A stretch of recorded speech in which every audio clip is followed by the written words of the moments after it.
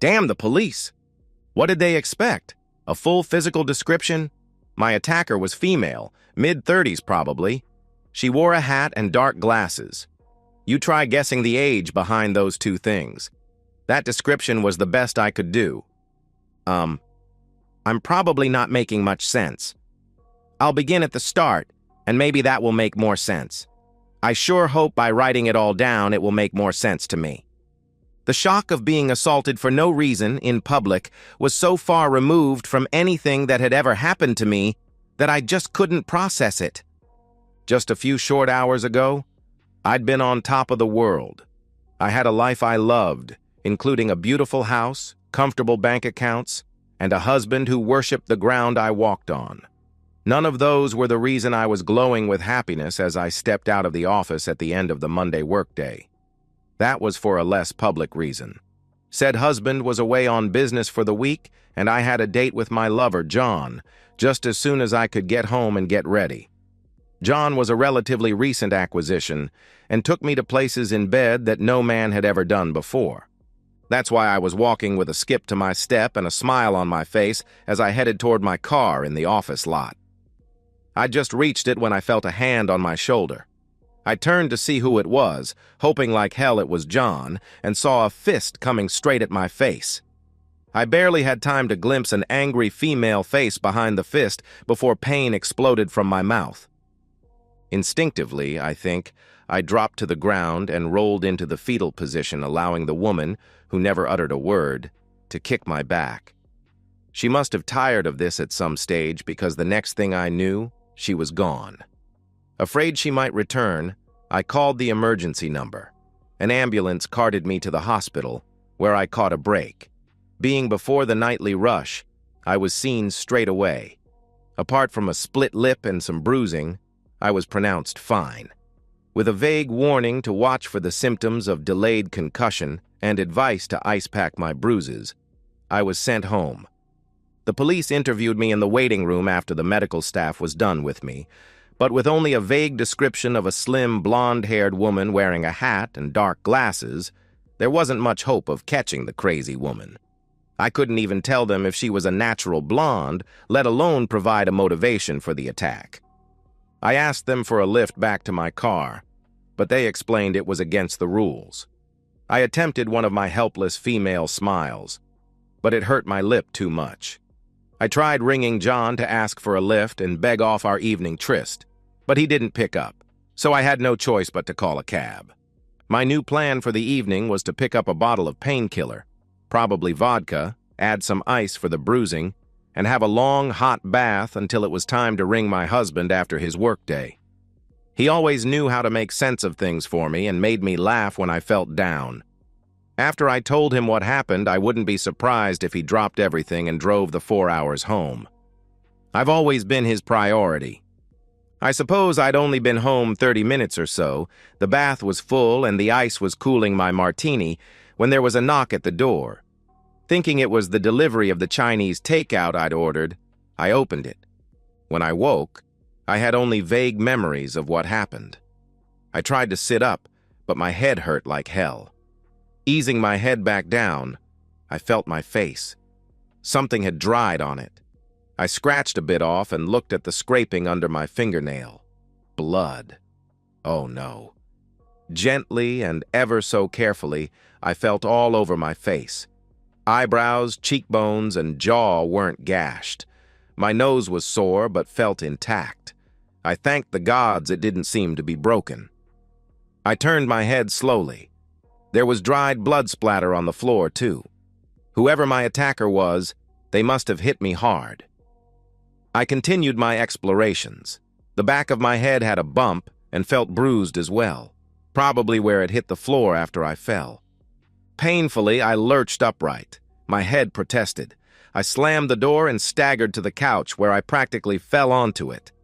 I think I hallucinated for a while, and my brain conjured up images that flitted across my mind, halfway between memories and movie-like frames. Definitely female, squat, with long black hair and almost bushy eyebrows. The rest of the face was obscured by a scarf. That's all I saw except for some sort of wooden handle or bat coming straight between my eyes. I woke, confused as hell, still on the couch. The clock above the mantelpiece said it was 4:25 a.m. My head hurt like hell. Any movement was like a bowling ball clanging around inside my skull, bashing against the sides. As I staggered into the kitchen, I felt pain in my groin. Whoever the woman was, she must have laid the boot into my groin. By the feel of it, it had landed on my left labia and inner thigh. I downed 2 painkillers and then reeled to the bathroom. The bathroom mirror didn't reveal a very pretty sight. Whatever had hit me had just missed my nose, but I had a bruised cheek and a black eye. Who the hell was that woman? And the other one this afternoon, sorry, yesterday? Despite being a real estate agent, I didn't think I'd made any enemies. Certainly not ones bad enough to belt me. What the hell was going on? I wondered if I should call another ambulance, but decided against it. The doctor yesterday afternoon had said to watch for delayed concussion for 8 hours. It was already longer than that since I was hit for the second time. I also debated calling the police, but again decided against it. Our front door wasn't visible from off the property, and I had even less to give them than last time. Still, one woman randomly attacking me was one thing, 2 were just bizarre. I decided, despite the late hour, to ring Dave. He'd know what to do. Oh, hell. Dave. What would he have thought when he tried to ring me last night, as he always did, and I didn't answer? He would have tried my cell and the house phone and then wondered where I was. I hope that didn't get him thinking that I was sneaking away from the house when he wasn't here. I'd always been incredibly discreet about my affairs. Wouldn't it be ironic if I was given away by a false clue? Picking up my cell, I checked to see how many missed calls I had from my husband.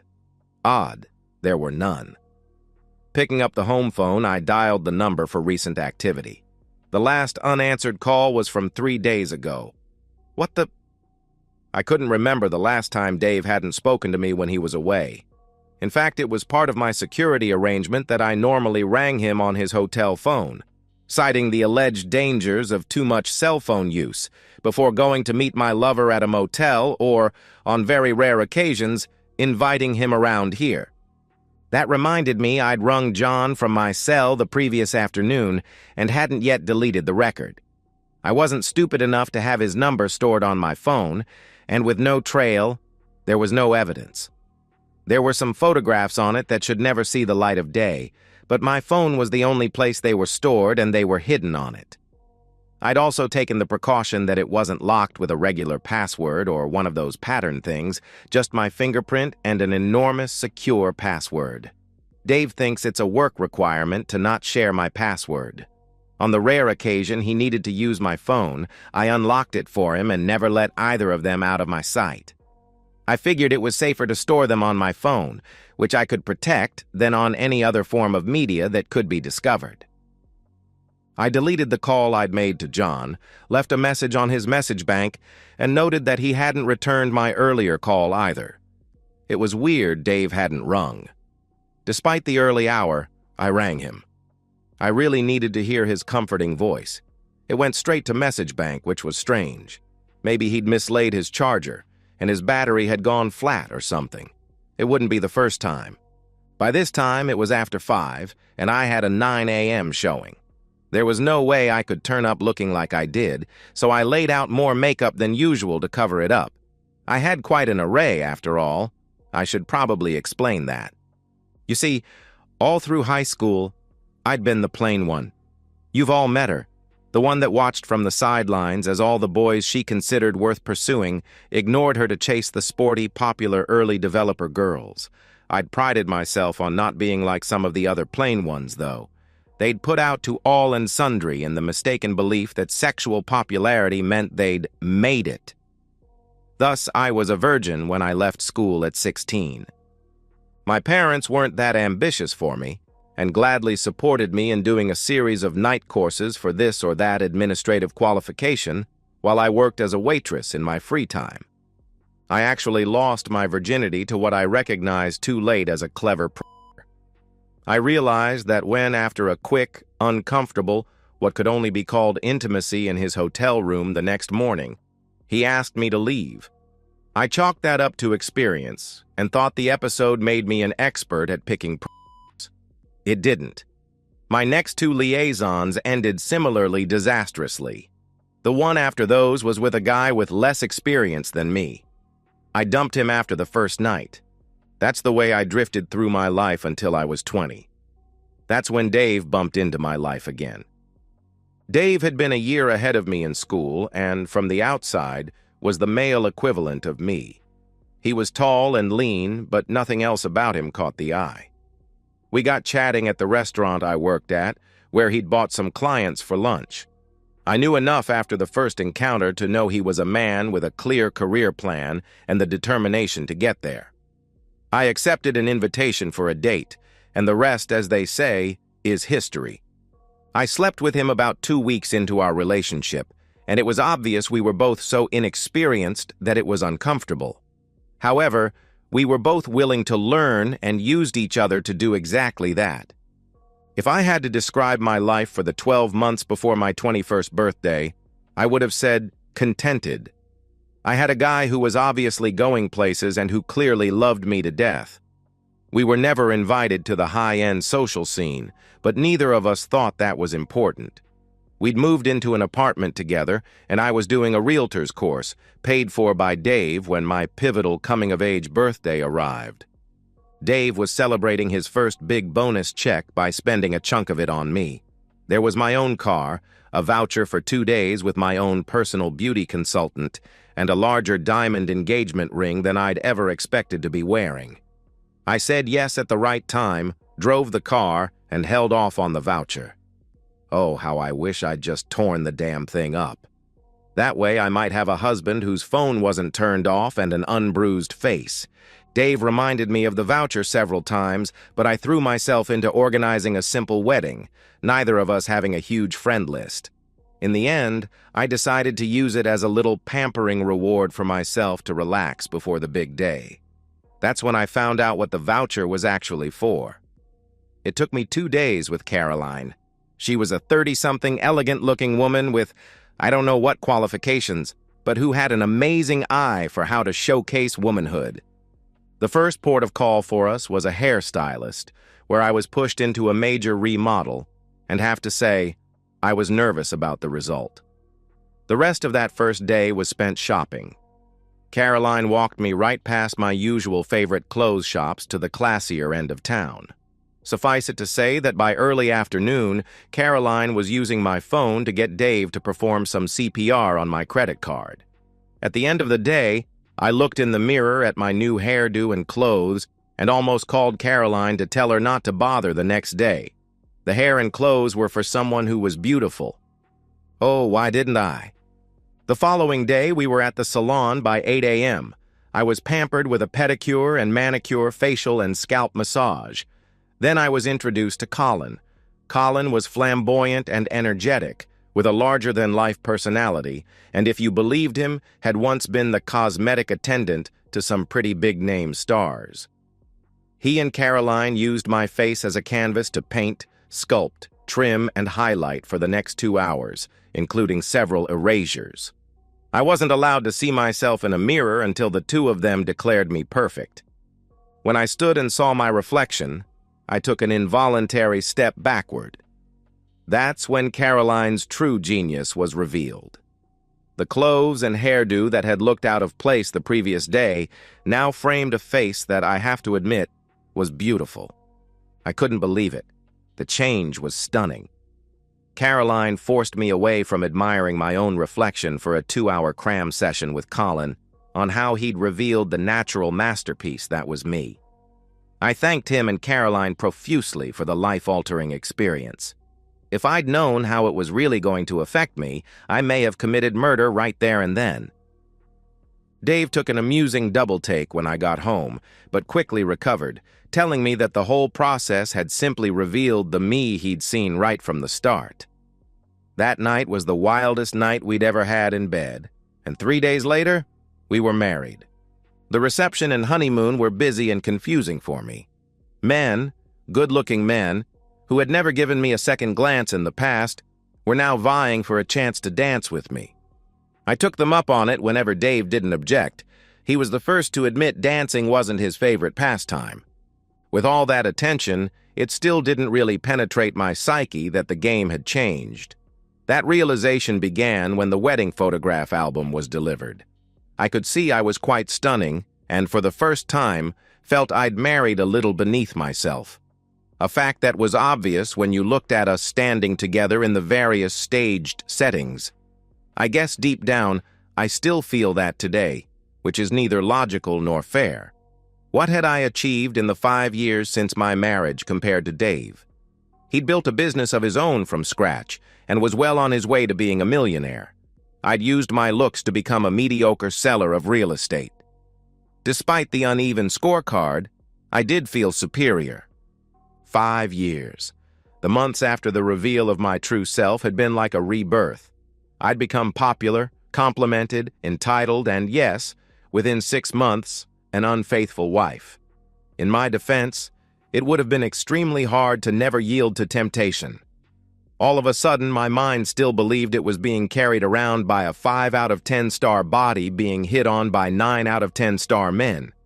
It took me waking up with the third such man to realize that they were just better-looking versions of the guy who had taken my virginity. From that time on, I was well and truly in the driver's seat when it came to choosing my lovers. So, in the bruised face here and now, I prepared to apply a good layer of concealer and foundation, feeling sorry for myself. I tried Dave's phone every 15 minutes or so with no luck at all. It took an hour and a half of layering until I had everything hidden to my satisfaction. I had no luck at all in either raising my husband or explaining the bizarre behavior of the two women. I made myself a coffee and drank it feeling lonelier than I had for years. I'd never made female friends easily, and with Dave not responding, I was isolated at my darkest hour. Having an hour to spare, I sent a text to John to call me when he could, then watched some mindless crap on the idiot box until it was time to leave for the office. Carrying my laptop bag and the flashy briefcase Dave had bought me last year out to my car in the detached garage, I put them on the back seat. Slamming that door, I turned toward the driver's door. I don't know where she came from. All I know is that she was standing full in front of me when I turned from the back door of my car. I can only assume she must have been hiding along the side of the garage wall outside or somewhere else when I first came in. Again, it all happened so quickly that it was hard to remember after it was all over. I recall falling to the ground and feeling a foot stomping on my arms and hands, which I'd instinctively raised to protect my face. The blows eventually stopped and I made a dash for the front door again. The ferocity of the attack was quite shocking, and my face stung. I rested for the briefest of moments against the locked door before stumbling to the downstairs bathroom. The mirror revealed 3 long scratches down my left cheek and 2 down the right, obviously caused by raking fingernails. My right hand and forearm were sore, but thankfully, nothing was broken. I rang the police again, then Dave and John while I waited for the cops to arrive. Neither answered. I felt so alone. Just after 9, the office rang to ask why I'd stood up to the client and were only slightly mollified when I told them I'd been attacked. Working for a realty company, they obviously assumed I was either lying or exaggerating the extent of my facial damage. As I suspected, the police weren't much use. In fact, I got the distinct impression that with murder and 2 armed robberies just yesterday, I was wasting their time with vague descriptions of a woman of average height with either red or auburn hair, which could be natural or dyed. Hard to tell when most of it was hidden under a baseball cap. They interviewed a couple of neighbors for appearance's sake, then left after asking me if I needed an ambulance. No, I didn't need a damn ambulance. I needed my husband to answer his phone so I could get comfort from his sweet voice for my utter confusion. I closed the door on the cops and walked into the lounge and yelled at the photo of Dave and me resting on the mantelpiece ledge. "You will take your phone charger next time, David, even if I have to pack the thing for you myself." Being attacked by 1 random woman wasn't that unusual.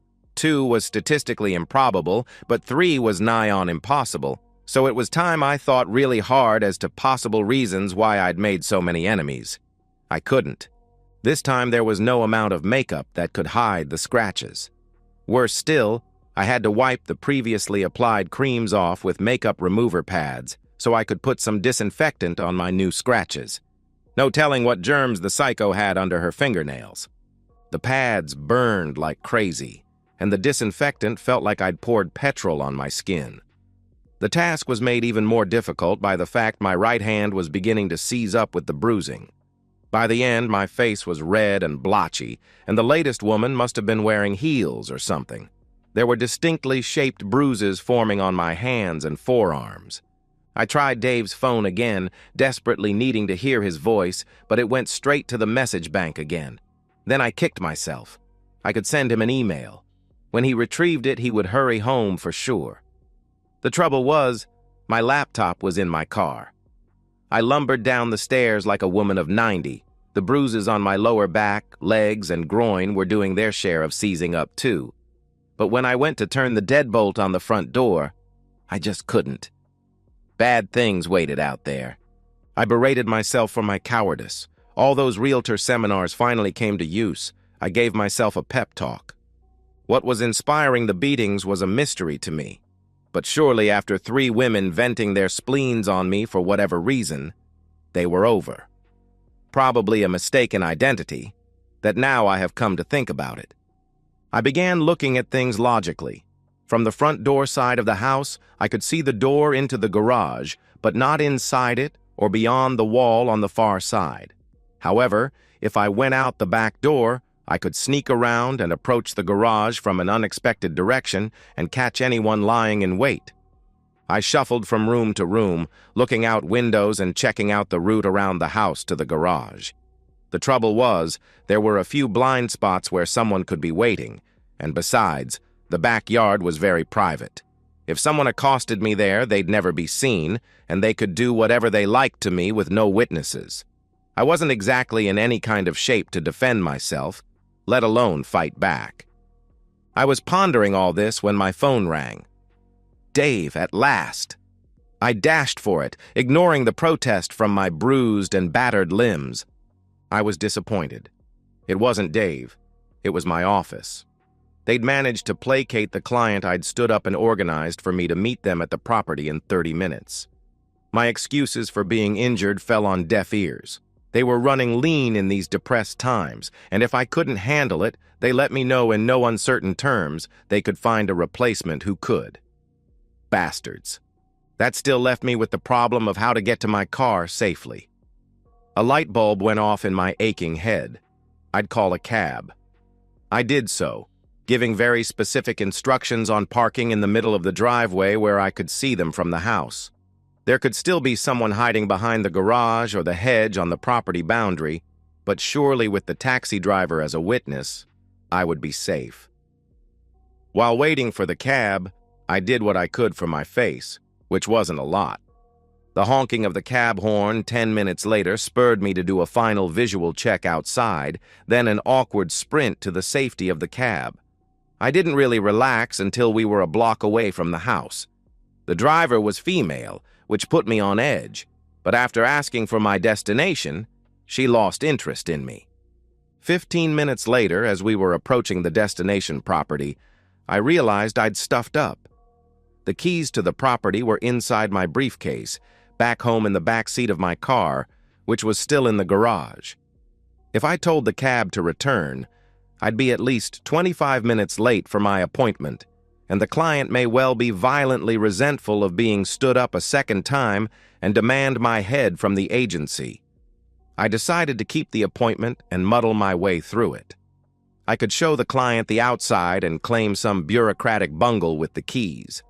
I'd almost certainly miss out on the sale, but hopefully wouldn't be fired. I tried Dave's number once more before we pulled into the driveway of the house. In the end, I had to wait half an hour for the bloody client. She, too, arrived by cab. She was a tall, dark-haired woman in her 30s, quite good-looking unless her eyes, which were hidden behind sunglasses, let her down. She was carrying one of those huge handbags that seemed to be this season's fashion staple. When she saw me, she looked down at a piece of paper in her right hand before stuffing it into her bag while walking toward me. She seemed to swallow my excuse about the key fiasco, but looked annoyed as I explained the best I could offer was a trip around the outside, peering in the windows. Luckily, I knew everything about the property by heart, so I didn't have to refer to any notes, which were also in the briefcase. I had it in the back of my mind that if it didn't sell quickly, the owners might drop the price so that Dave and I could buy it. It was a lovely, leafy neighborhood populated by young urban professionals. Dave and I would fit right in. We reached the backyard, where I pointed out the roomy artist's studio, set apart from the main house. After I finished listing off its features, I walked to the window of what I knew to be the master bedroom, peering in through a gap in the curtains to see how good the view was. I heard an incongruous sound behind me. In hindsight, I would describe it as a snicking sound. Swinging around, I saw the client was holding one of those telescopic baton things you see advertised in women's magazines for personal defense. The client's face had morphed from pretty to screwed-up hatred. I think she hissed before she swung the baton at me with all her might, aimed right at my head. It hurt agonizingly as it hit my hastily raised forearms, and I actually heard a bone snap, and I think so did the enraged woman. The anger seemed to evaporate from her, and she just stood and watched as I screamed when I lowered my arm and the pain truly hit. She must have had some residual anger, though, as she lashed out at the side of my head. I absorbed most of the blow on my uninjured arm, but it still knocked me to the ground. The wild woman must have left, because when I came out of my daze, still on the ground, she was gone, and I was all alone. She might have been gone, but the thing that must have fallen out of her handbag when she pulled the baton out was not. It was the piece of paper I'd seen her stuffing into her bag when she first arrived. It lay on the ground, face up. It was a photograph, about A5 size, I suppose. It was a familiar image, one of my favorites. One that I'd taken. One I was totally confused on how the hell this crazy woman attained a copy of. It was a selfie I'd taken about 3 months or so ago. My phone was in my outstretched hand when I took the shot. Despite everything, I was still impressed I'd had the wherewithal to press the button at the time, and the good framing of the shot was pure luck. I was on my knees and elbows at the time, with my back pointed to the ceiling. Looking past my face, obviously, in rapture, you could clearly make out John kneeling behind me with an animalistic expression on his face. It was the perfect photo, taken at the perfect moment, and had given me numerous excitement to it since. I still remembered the seedy motel room we'd paid cash for the day of the most spectacular time of my life. The picture that woman had used to identify me. Judging by her anger, was Mrs. John, I presumed. I'd never asked John about his wife, just as we'd never spoken about Dave. I'd just not considered it relevant enough to think about it before. Cradling my broken arm, I rolled to the sitting position. No internal debate on whether to call an ambulance this time. I did so. No police, though. That way led to the exposure of my affairs, which led to Dave finding out, which led somewhere dreadful. How the hell John's psycho, baton-wielding wife had gotten a hold of that photo was the question that occupied my mind while I staggered to meet the ambulance at the front of the property. I'd never shared that photo with any other person or any other device, not even John. Had my phone been hacked? It was the same triage nurse at the hospital, and she was going to call the police, but I talked her out of it, convincing her it was an accident. She looked at my arm and the scratches on my face and clearly didn't believe me but respected my wishes anyway, after I vigorously shook my head when she simply asked, "Husband?" They set my arm, didn't admit me, failed as much as me to alert Dave, and then bundled me into a taxi with some heavy-duty painkillers. The taxi driver was kind enough to accompany me right to my front door. He even waited while I opened it, went in, and deadbolted myself inside. Despite medical advice, I washed the painkillers down with a large, make that very large vodka, while all the while concocting a story to tell my husband. I'd left messages after 3 of the attacks on his message bank. He would be very confused and worried when he charged his phone and heard them. I tried ringing him again, failed, and then remembered my idea of sending him an email. My laptop was still in the car, and it was dark by now, so there was no way on earth that I was going to risk another attack to retrieve it. Then I remembered our old desktop computer. We'd used it before we both had laptops, and Dave, once in a blue moon, continued to use it when he wanted to see something on a larger screen. Even though mostly unused, it was still there in the study. I turned it on and then went to refill my vodka. When I got back, it had the little spinning hourglass on the screen and the word synchronizing below it. Synchronizing what? I answered a call of nature, which took a while. You try undoing a side zipper on a pair of trousers with one arm in a sling. By the time I returned to the study, the computer had finished synchronizing, and what it was synchronizing with was horribly revealed on the screen. Well, that explains that. Everything.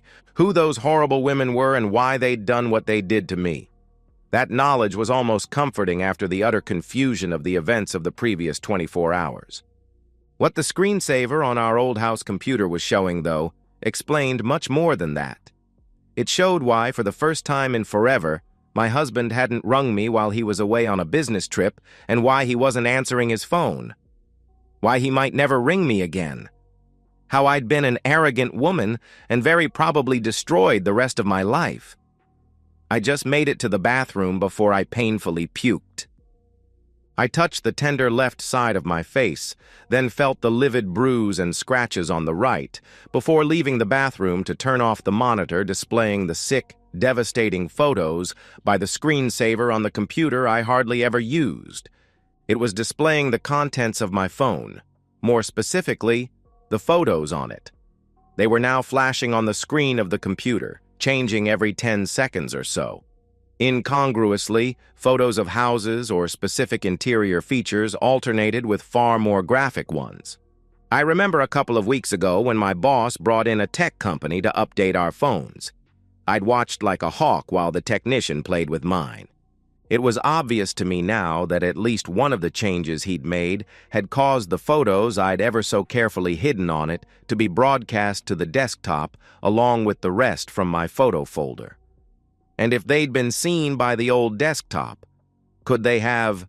Oh no, Dave's laptop was much more modern than the old home PC.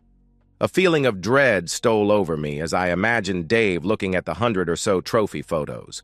Photos intended for my viewing pleasure only. Photos of me and various men in various positions.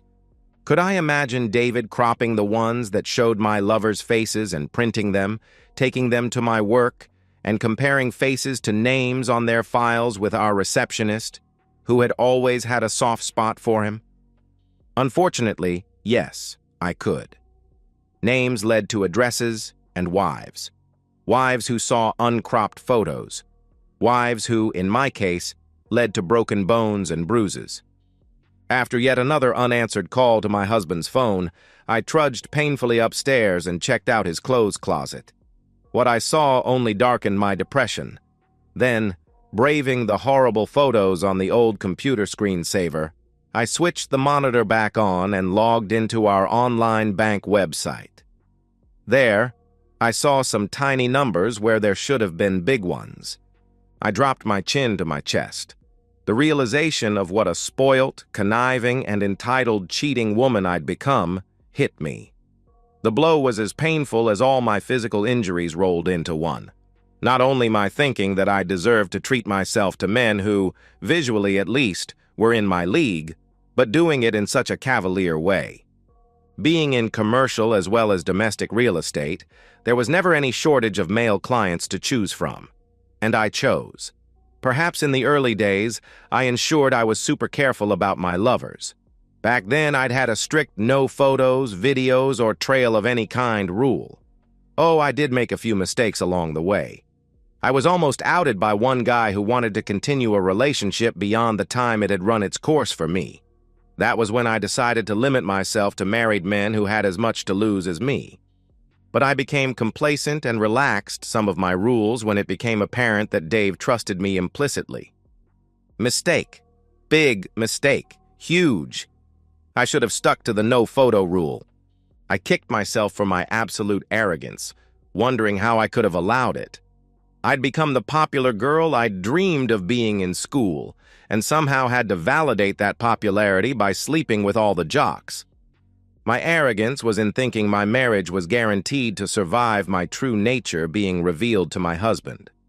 Now, I'm not stupid enough to have believed Dave couldn't ever discover my hobbies, but I'd long ago developed a plan for that eventuality, one that I was confident Dave would accept.